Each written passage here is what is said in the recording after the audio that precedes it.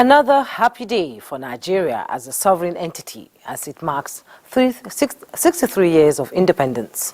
From a historic perspective, it all started with the creation of a British protectorate in 1901 and amalgamation of northern and southern protectorates to the Freedom Charter, allowing for the proclamation of full autonomy. Nigeria's journey since attaining independence in 1960 has not been a smooth ride, but the country and her people have remained resolute despite a myriad of challenges. Now, as the most populous black nation and the largest economy in Africa, the past may have not been perfect, but the future is bright, having experienced uninterrupted 24 years of democracy. The country has not only survived, but thrived because of our collective resolve, commitment to progress, and the enduring spirit of unity that binds the people together. Despite many trials, tribulations, and threats to the nation's oneness, Nigeria always comes out stronger, with high optimism to harness the diversity for progress. This year's theme, Renewed Hope for Unity and Prosperity, is an indication of the trajectory the nation is on for growth and development of all sectors for the good of every Nigerian. To discuss this, my guest tonight is Sam Egwo, Professor of Political Science, University of Jos. This is Weekend File. We're live in Abuja. I am Jummai Yusuf. First, let's get the news.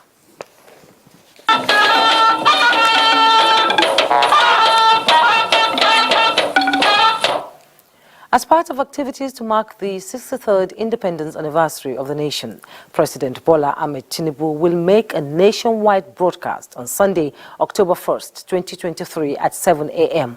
A statement by Special Advisor on Media and Publicity, Ajuri Ngelale, says television, radio stations and other electronic media outlets are enjoined to hook up to the network service of the Nigerian Television Authority and Radio Nigeria for the broadcast.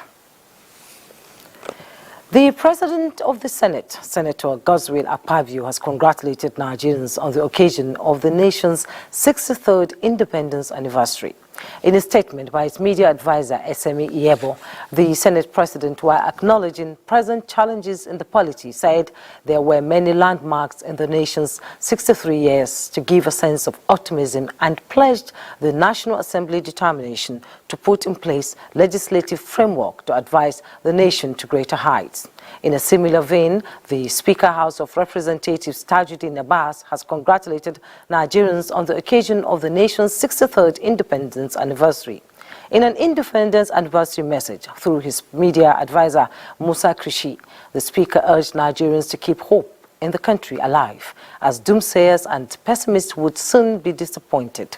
He used the opportunity to urge organized labor to shelve their planned indefinite nationwide strike on Tuesday, as doing so would only aggravate the situation at hand. The federal government is to take practical steps in supporting the armed forces by developing local content policies to translate ideas into realities for enhancing national security. Vice President Kashim Shettima stated this at the passing out parade and commissioning ceremony of cadets of 70 regular corps and direct short service corps, 27 held at the Nigerian Defense Academy, Kaduna.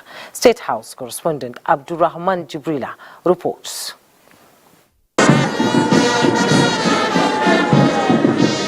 397 regular course cadets and 310 direct short service corps were commissioned as officers of the Nigerian Armed Forces. This parade marks the successful completion of 5 years of military and academic training, signifying the beginning of service to fatherland as officers of the Armed Forces. Vice President Kashim Shettima arrives at the academy and proceeds to inspect the parade as the reviewing officer. These graduating cadets, like those before them, are stepping into a world proud with threats, a world that demands unique skill sets to conquer the adversaries of the state. They are going to find themselves in a dynamic landscape, one marked by combat and regimental realities vastly different from those encountered by their predecessors. Our hope is why we gather here today. Our hope is this spectacular proof that they have received superior training that equips them with a distinct advantage to safeguard the nation's security and advance our collective future. Academy Senior Under Officer Raji completed his training with a cumulative average of 82.82%. Sword of Honor Award was presented to the overall regular cadet Y.A. Raji with total score of 82.82%. And for the direct short service course was presented to GB Sokumo, overall score of 78.88%, while the Commandant Merit Award was received by O.V. Larry, who scored 80.16%.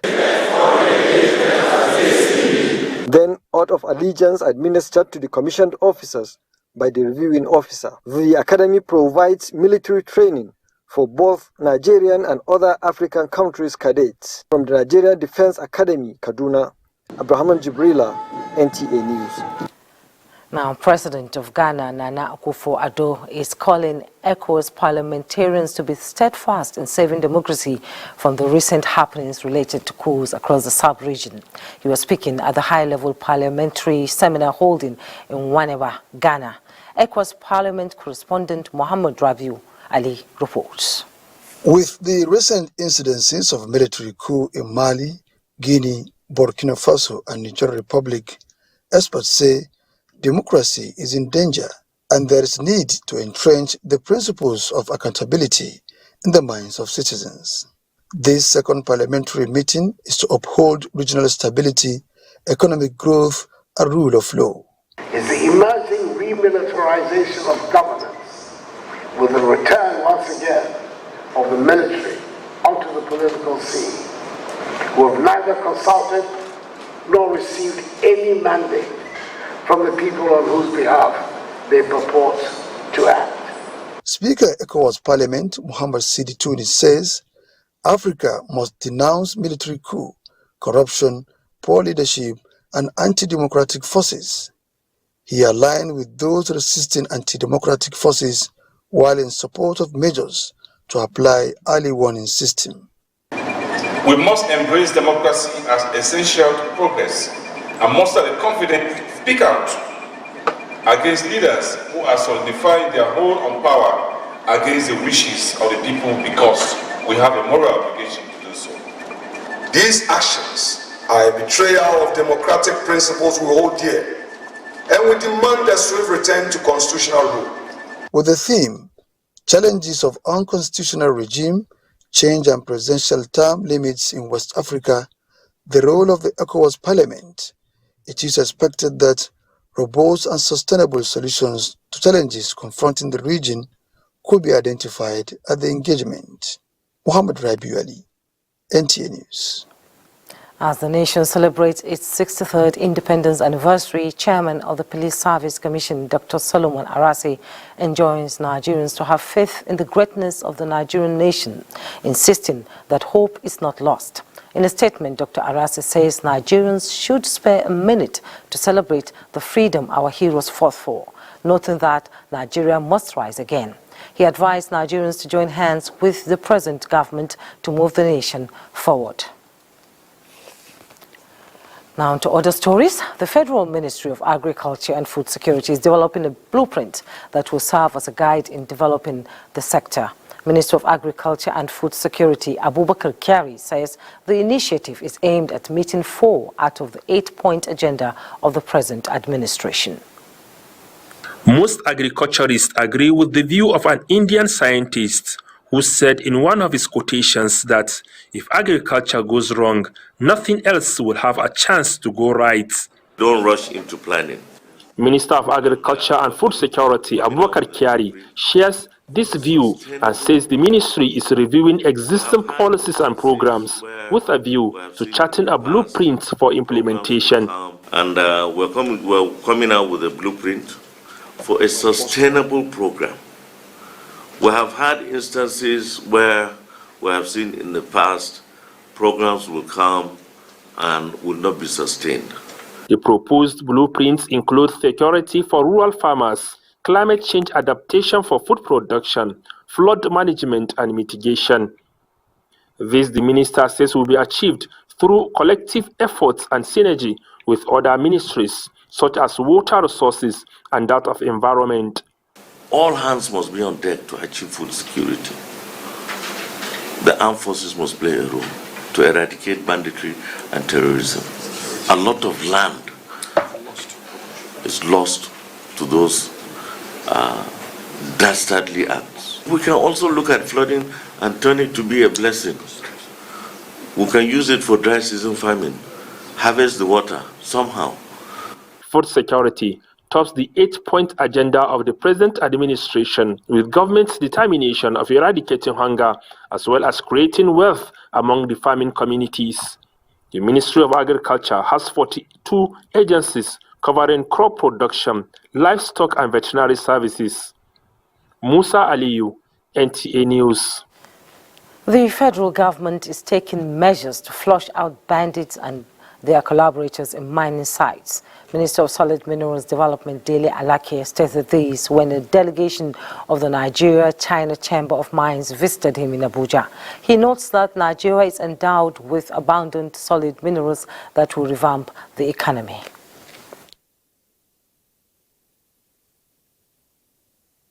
The solid mineral sector, there is a resurrection tool for Nigeria's economy. To the activities or initiative of some of these foreign operators are sponsoring banditry in order to send the local people away and then move into mine. I've discovered that. I can tell you that I've discussed it with the president, and the government is going to come down firmly, very firmly, on these unscrupulous operators.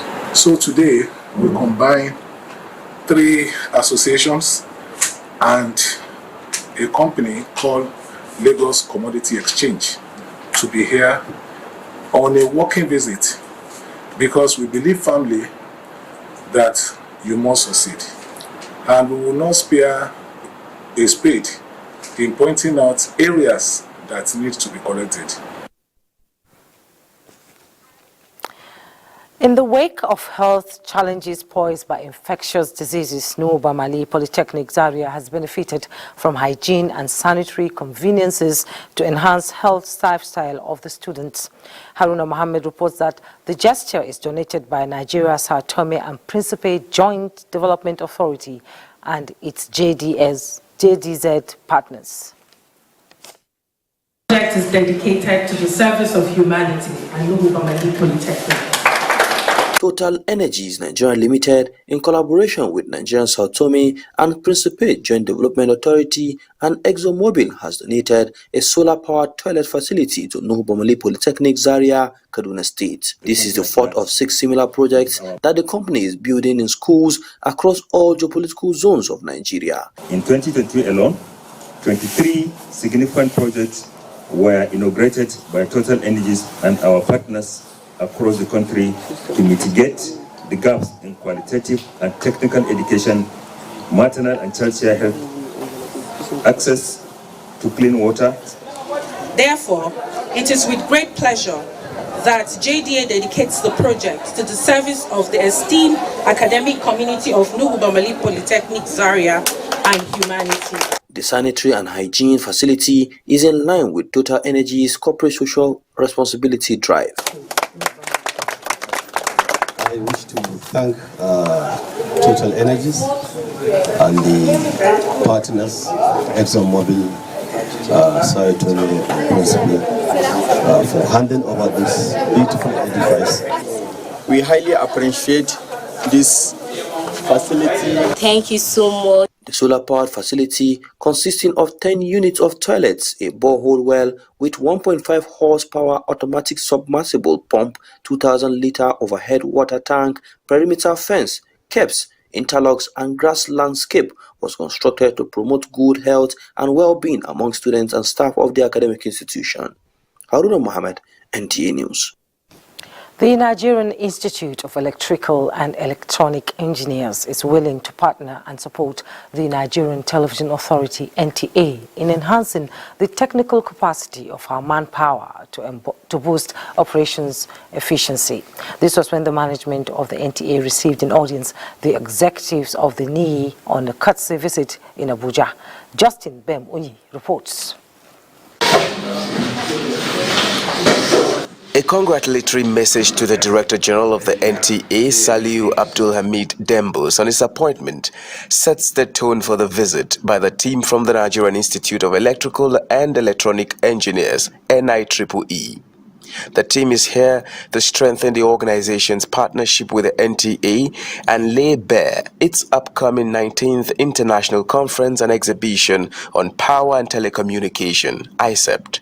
They want NTA engineers to be part of the technical conference scheduled to hold from 9th to 14th October in Kano, as it will be a convergence of electrical engineering professionals where a lot of knowledge will be shared and trainings will be held. We are here to also remind the NTA that we are still available to support you in form of collaboration, technically, in whatever areas you still need more engineers to be able to help you in whatever you are doing. We are very much aware our members are within your staff, but we know that you do a lot of activities. Sometimes you may need some consultancy, sometimes you may need some information, technical, that the NIEEE is available anytime you need us. Meanwhile, the NTA is ready to associate and collaborate with the Electrical and Electronics Professional Body, NIEEE, and has expressed willingness to engage the body on manpower capacity upgrade to improve operational efficiency. We are ready to collaborate with you. Ready to support you, ready to work with you, for the success of the body and of course the electrical engineering in Nigeria. Especially as regards NTA, which is a broadcasting industry. We cannot do without electronic engineering. The meeting was a time to also sensitize the NTA management on the need for professional engineers in the house to be registered and regulated by the Chartered Institute of Electrical and Electronic Engineering of Nigeria in a bid to curb quackery. Justin Bemungi, NTA News. A group of youth across political and ethnic lines under the aegis of Stand Up Nigeria has condemned what it termed as a planned attack on Nigeria's judges, saying it is unpatriotic and should be stopped. Stand Up Nigeria was speaking during a media briefing against unguided utterances of some officials of the NNPP led by government in Kano and urged federal government and security agencies to take precautionary measures. The group says Nigeria's judges under democracy have demonstrated proven integrity and passed credible judgments that shape the political landscape, regardless of any consideration, and should be supported. Image of the bench by delivering fair judgment, credible judgment, not minding political influence, by even serving governors, senators, and great actors within the political sector of Nigeria. You don't have to intimidate the judiciary or cause mayhem or war in Kano State because you lost at the tribunal. The tenure is 4 years, as we understand in our constitution. Stand Up Nigeria appealed for the relocation of judges in Kano and other states where their safety is not guaranteed, wondering why the Kano governorship verdict should generate tension when the same judiciary has passed similar judgments without any reservation. Still on Nigeria's 63rd anniversary, as Nigeria marks her 63rd anniversary of independence on Sunday, leader of the Senate, Senator Opeyemi Bamidele, has appealed to the Nigerian Labour Congress, NLC, and Trade Union Congress, TUC, to suspend their plan to embark on an indefinite strike in the national interest. Bamidele noted that the federal government is working underground to come up with viable options in response to the demands of the organized labor. In a statement through his media team, Bamidele congratulated Nigerians on the 63rd anniversary, reassuring that the 10th Senate would continue to make impactful legislations for Nigeria's common good under the leadership of the President of the Senate, Senator Godswill Akpabio. Now, Vice President Kashim Shettima has condoled with the family of late Komi Damboa, an elder statesman who died last Wednesday at the age of 85. Vice President Kashim, who came to Maiduguri from Kaduna, where he attended official state function, visited the family residence of the deceased alongside top government functionaries. Late Komi Damboa was a member of Borno Elders Forum and one-time commissioner of Borno State government in the Second Republic. The presidential delegation prayed Allah to grant the deceased eternal rest and the family he left behind the fortitude to bear the loss. We'll take a break now. More reports when we return. Don't go away. Thanks for joining us. Now, as Nigeria celebrates her 63rd independence anniversary, Kenneth Nanim examines the journey to nationhood so far and what is on the table at the moment for both the government and the people in finding a common ground to promote a more peaceful and united nation. Withdrawal of the colonialists from governance in Nigeria and the subsequent handing over of power to Nigerians in 1960 did not come as a result of the British Act of Benevolence. It rather came as a consequence of various demonstrations of non-violent actions, agitations and efforts of various nationalist movements. We in Nigeria appreciate the advantages which the size of our country and of its population give us, but we have absolutely no aggressive intentions. Nigeria will attain independence on October 1, 1960. So it makes no difference to me whether it's Sadauna or Balewa or Chief Awolowo or myself will become the first Prime Minister. So long as Nigeria is free, I'll be satisfied. Independence for Nigeria as a corporate entity is not enough. The peoples of Nigeria must at the same time be guaranteed their freedom. Soon after achieving independence on October 1st, 1960, the nation became a republic in 1963, but did not enjoy the civilian henchmanship for much longer. A coup that sacked first Republican politicians and disrupted civil rule in 1966 was equally short-lived, but it triggered an unfortunate sequence of events which led to a civil war.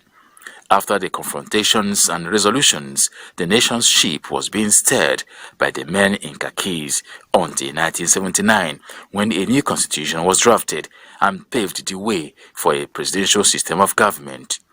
The new government under President Shehu Shagari suffered similar fate as the military truncated a popular government on December 31st, 1983. There was a counter-coup by General Babangida that ousted Major General Buhari's regime on August 27, 1993. Interim government was inaugurated headed by Ernest Shenekong.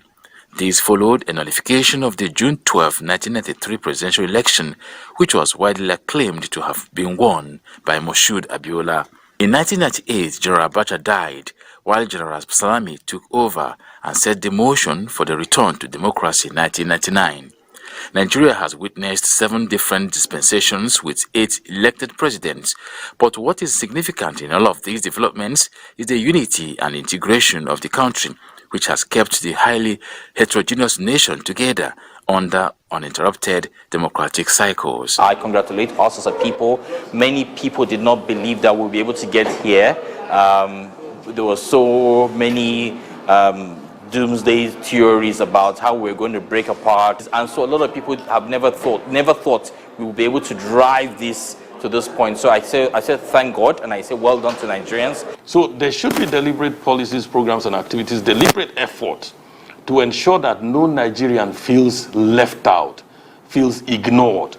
There is a direct relationship between love for nation, contribution to the development of nation, love for the country, patriotism, and how all of this cumulatively go into efforts towards national development. There are key palliatives that I would expect that the government should be looking at that will be far-reaching for every citizen of the country. First of all, basic education. To make primary and secondary education free, there should be basic primary healthcare facilities that are available across Nigeria. President Tinubu's administration is just 4 months old, but has promised to toe the lines of Nigeria's founding fathers in building a more united Nigeria. Kenneth Nanim, NTA News. Thank you, Kenneth. And I'm bringing in my guest now. He is Professor Sam Egu, Professor of Political Science, University of Jos. He's also the resident electoral commissioner, Benue State. He joins us from our Makurdi Network studio. Thanks for joining us on Weekend File, Prof. Thank you for having me. Okay, let's begin by reflecting on the journey so far to the 63rd anniversary of Nigeria. It's been quite a journey, don't you think? It is. You know, nation building, state making, governance, all these things are not low-hanging fruits. There are things that we have to pass through different turns of events before we arrive at the final destination. But I think what is very significant for us in Nigeria today is that apart from keeping the country united as it is with all the tensions and all the contradictions, we have been able to establish a legacy of maintaining a democratic environment for 6+ electoral cycles without any disruption from outside. I think this is very remarkable. Not only that, we have had experience from 1999 in which elections were very bad at some points, but increasingly we are getting the procedural aspect of democracy right. So today, compared with many countries in the sub-region, where we have seen one civilian regime after the other sacked, we can say that we have done very well by giving meaning to democratic election. I think the only gap we need to address is how to move beyond routine, periodic, and regular elections in order to ensure that there is governance, in order to promote accountability of elected leaders to the people, and in order to also ensure that what those who are elected promise, they deliver to citizens to make life better. We need to build trust between states and citizens, because that is the only way in which a nation can endure. It is also important to take note that in terms of the economy, yes, we have experimented. We started with a state-led model of capitalist development at independence. In 1985 and thereafter, we made a break, and moved to a market-led economy. I think if you ask many Nigerians in terms of what have been the outcomes of the two models of development, people are likely to have a sense of nostalgia about the era of the state-led development. Whether you like it or not, life expectancy was very high. Whether you like it or not, citizens had access to certain basic needs. Corruption was part of the problem, nevertheless, but people still have a sense of nostalgia. I think we need to move forward by a public debate around which policy options Nigerians need to move forward.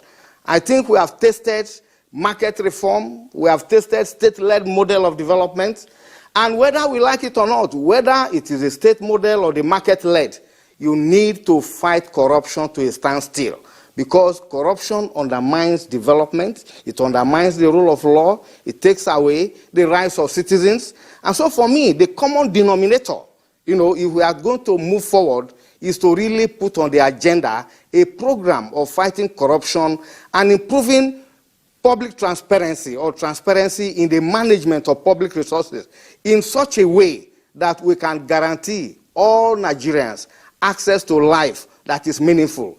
Because in terms of our resource endowments, There is no doubt about our capacity and our capabilities, but we have not governed properly.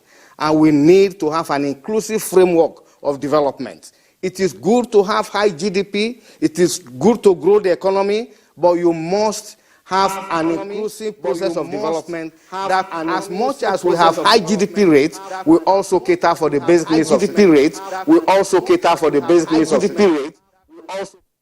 Professor Egu, I would like you to sort of comment on the theme for this year's 63rd anniversary, renewed hope for unity and prosperity. We know that independence is all about liberty and freedom, and there are calls, to use the period to reflect on the national significance of October 1st. But let's talk about a common ground that government and people can come on to promote more peaceful and united nation. The first point I want to make is that this is a very diverse country. And in fact, if you look at the literature, we fall into the category of deeply divided societies. But I do not accept that lack of unity or the problem of national integration is a consequence of our diversity. If anything, diversity is a plus. If we cultivate our diversity, in fact, it can become the basis of renewing our unity. And I think that is a challenge for all Nigerians. 63 years on, after independence, it is time for reflection. I believe that this country will continue to survive as a united country, but we must take issues of democracy seriously. We must take issues of governance seriously. We must take issue of equity and inclusive participation of all citizens seriously.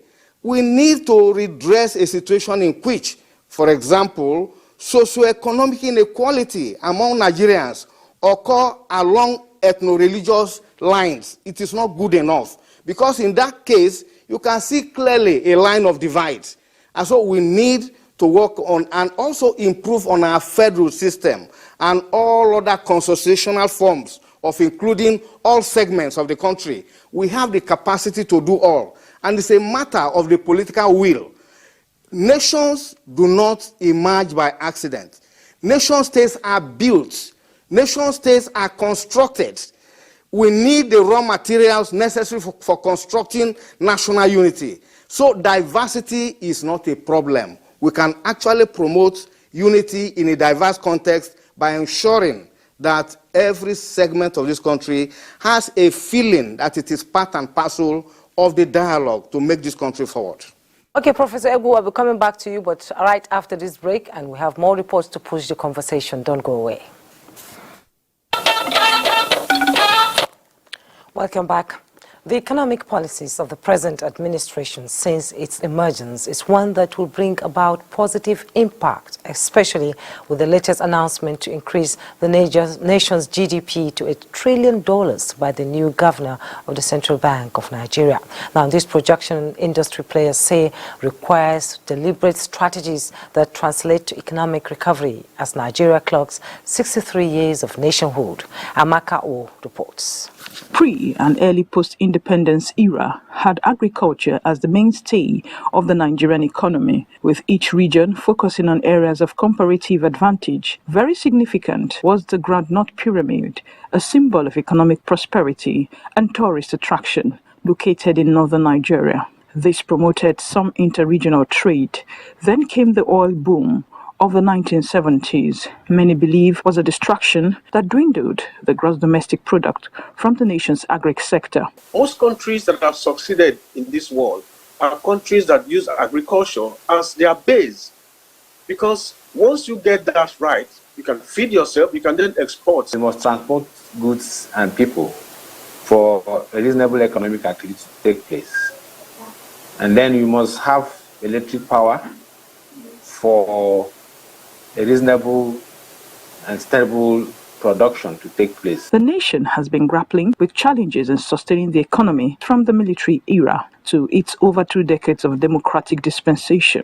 The Tinubu-led administration came on board with the courage to implement the removal of fuel subsidy and unification of exchange rates, a long-awaited move not achieved by past administrations. The markets are reacting positively to the reform of President Tinubu.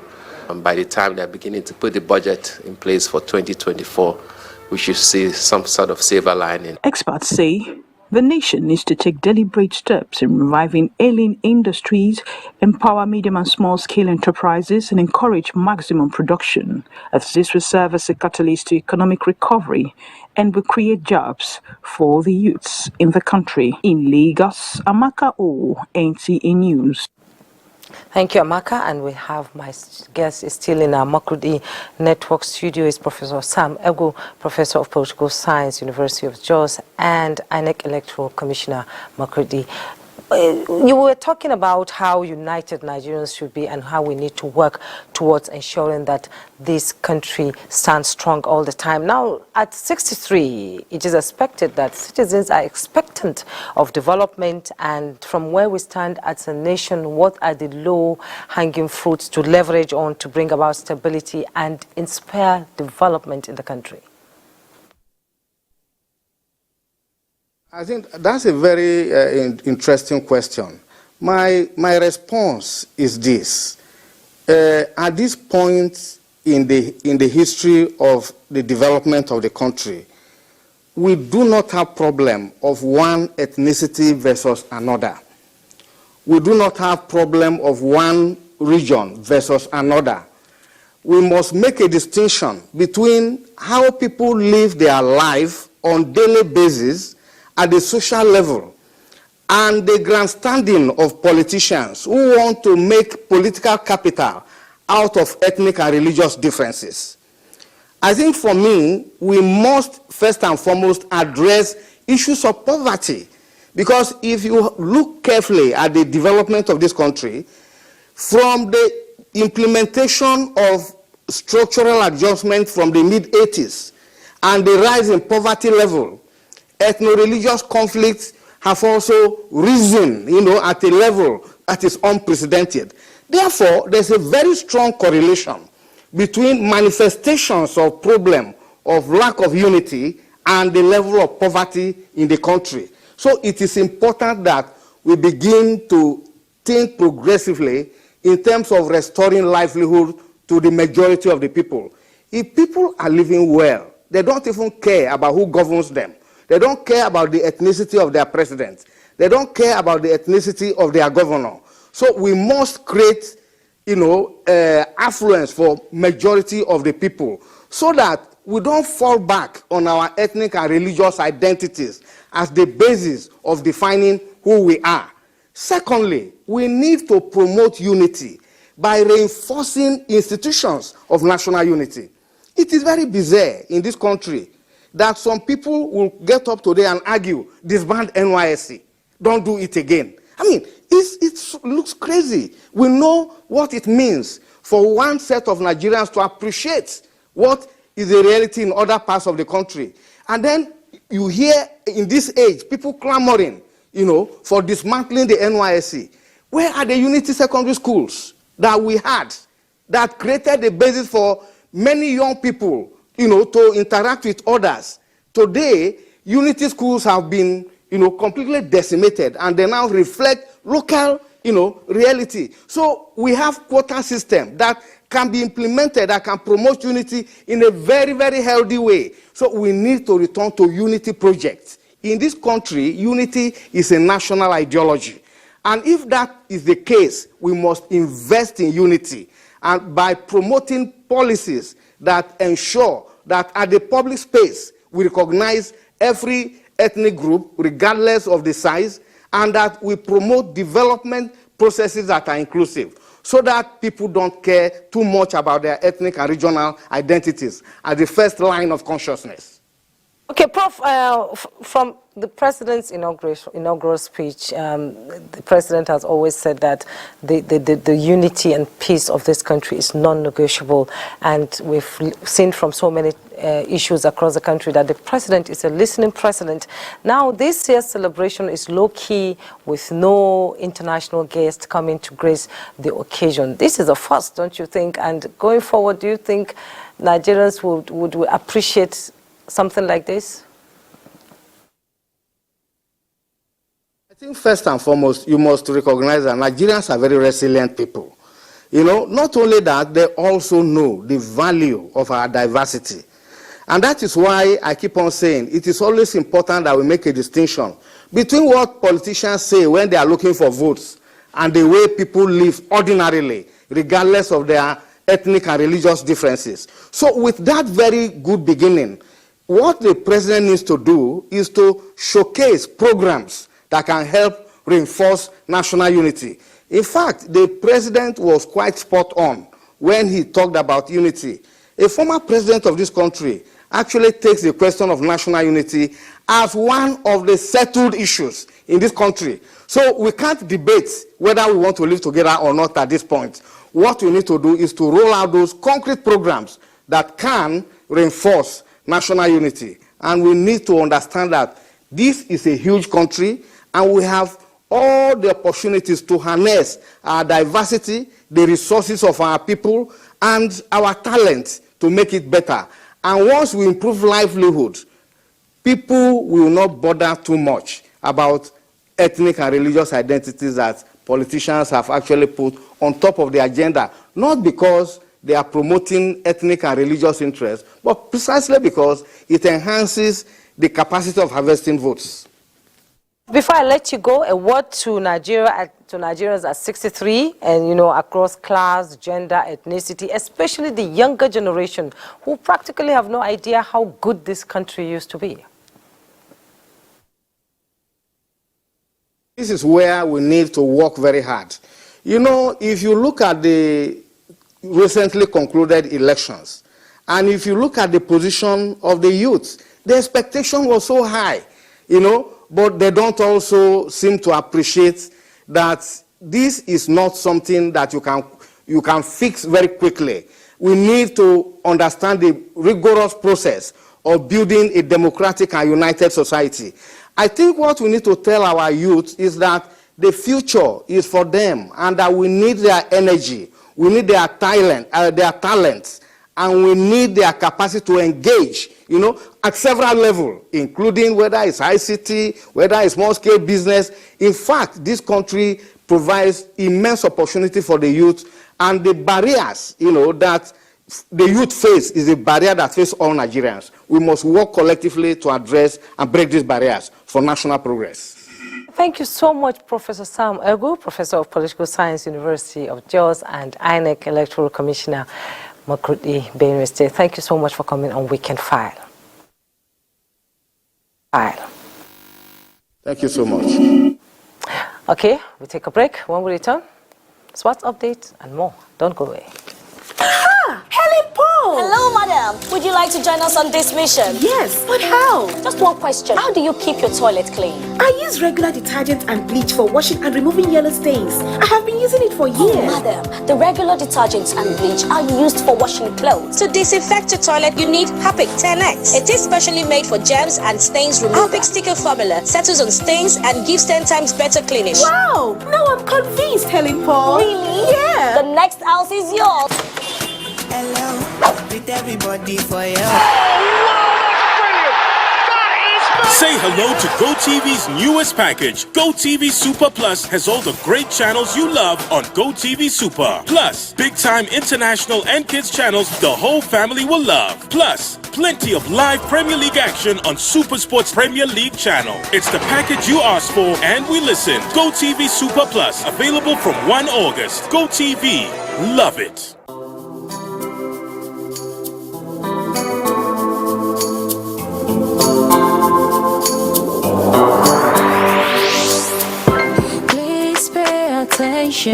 It starts from the foundation. Everybody needs somebody. You turn a blind eye and care nothing less. Say it's just business, all about the money. You are so unbothered as long as they pay. Say it's just business, all about the money.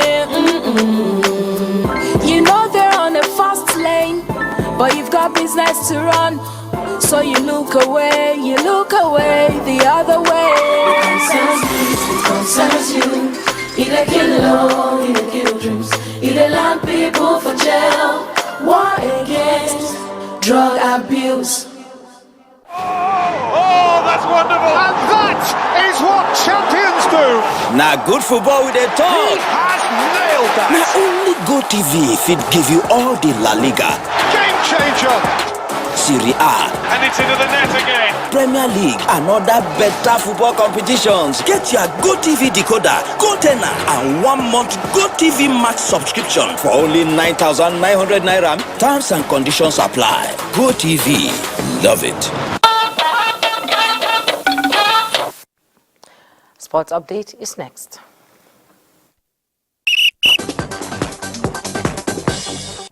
Hosts Delta State have emerged winners of the 7th edition of the National Youth Games as the curtains fell on the competition on Saturday at the Stephen Keshi Stadium, Asaba, Delta State. Team Delta topped the medals table with 51 gold, 34 silver and 31 bronze medals. Lagos State finished second with 21 gold, 19 silver and 21 bronze medals, while Edo State came third with 21 gold, 15 silver and 17 bronze medals. Meanwhile, the new season of the Nigeria Premier Football League kicked off Saturday with Shooting Stars starting the new season on a bright note, edging out Plateau United 2-1 at the Lekon Salami Stadium in Ibadan.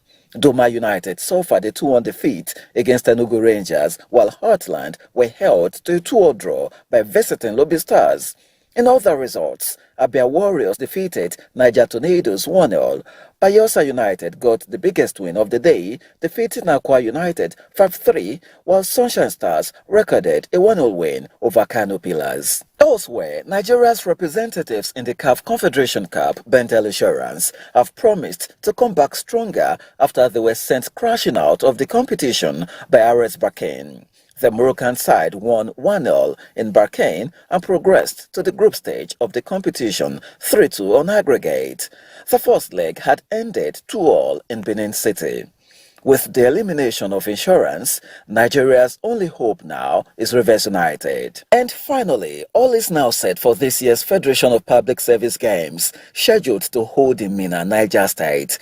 National President of FEBSGA, Aluko Amebi, disclosed this at the monthly fitness exercise, which held at the Moshood Abiola National Stadium, Abuja, where civil servants were urged to always engage in fitness exercise to improve their workplace productivity. We support FEBSGA. We need that game. All roads now lead to Minna, Niger State for this year's annual public service games. So if you walk around the clock without setting out time for exercise, sooner or later it will show on the body. The Nigerian Television Authority was well represented at the event, which had over 3,000 civil servants in attendance. With sports update, Badi Adeleye, NTA News.